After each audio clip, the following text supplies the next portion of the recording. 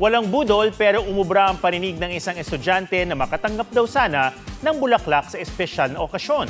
Ang ending, wala ng pagsidla ng mga kamay niya sa mga bulaklak na hilik. Pusuan na yan sa report ni Ian Cruz. Yan ang gusto mo eh. Mga humor na dapat niyong i-adopt. Malunod sa sandamakmak na bulaklak. Last one lang dali.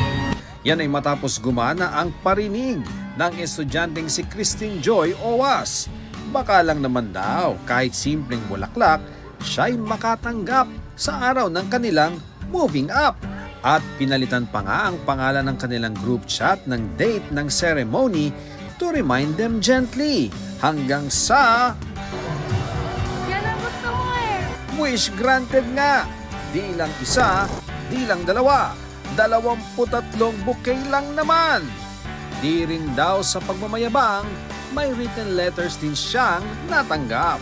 Bukod pa sa ibang regalong ibinigay sa kanya, grateful si Christine dahil sobra-sobra pa sa hiling niya. Akalain ba naman niyang ang simpleng parinig mauwi sa nag-uumapaw na kilig?